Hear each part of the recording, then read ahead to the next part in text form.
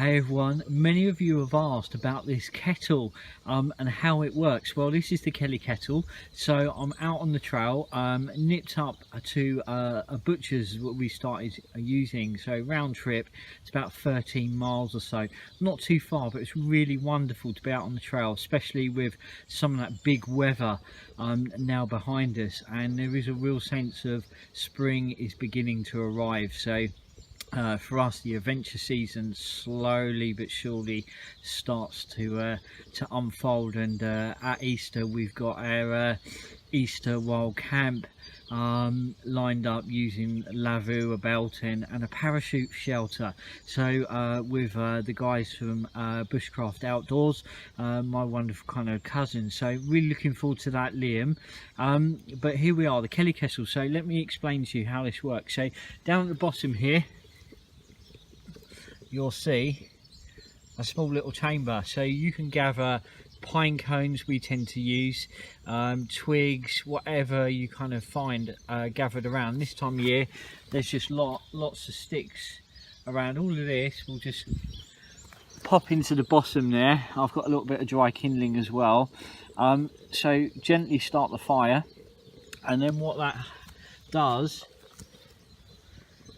okay, as you can see, slowly but surely, okay, that's like a chimney effect, draws the fire up, draws the heat up and starts to heat up. Let me show you this little chamber here which has got water in, which then will allow me to make my brew, which I'm going to make up a brew of Gunfire, black tea with a drop, a tipple, tiny weeny tipple of rum, but black tea and rum is Gunfire. Then I'm going to cook up my brunch, my breakfast. Yeah, it's just really nice to do, something very simple. But the Kelly Kettle, once the brew comes off, I can pop the frying pan on the base there, and within 5-7 minutes or so I'll have some brunch. So yeah, that's slowly warming up that chamber on the outside. When the wood's really dry, here it goes. So that now will be about, I don't know, 2 minutes, and then that'll be boiling. But it's a really brilliant piece of kit. Things to kind of consider is use some gloves to pull her off. You've got a handle and the chain, and then you can just pull it up right off the fire. But you know, careful as you go. I tend to use gloves as well. And then, as I say, you can cook on the base. Just wonderful little bit of kit. They come in different sizes as well, so I think I've got one of the smaller. It takes a litre of water, which for two of you is plenty enough.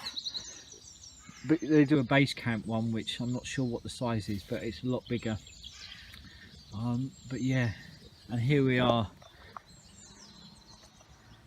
This lovely little spot that many of you would have seen some of the wisdom from the trail here. But yeah, that's the Kelly Kettle. I wouldn't be without ours now. And taking the weekly ride out to the butchers is just brilliant, you know. It's like a ride with a sense of purpose, and at the same time to kind of cook up some brunch before turning around and going home. It's just wonderful. But it's a nice little spot. Listen to that bird song.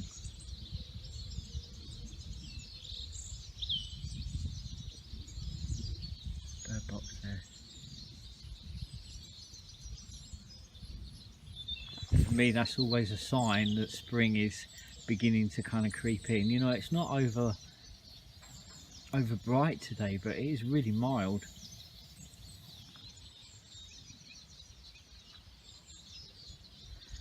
And the squirrels are really active. I spotted some jay coming over, and I heard the woodpecker. So yeah, that's a sign of springtime. There you go, look, you can start to see, you can start to hear.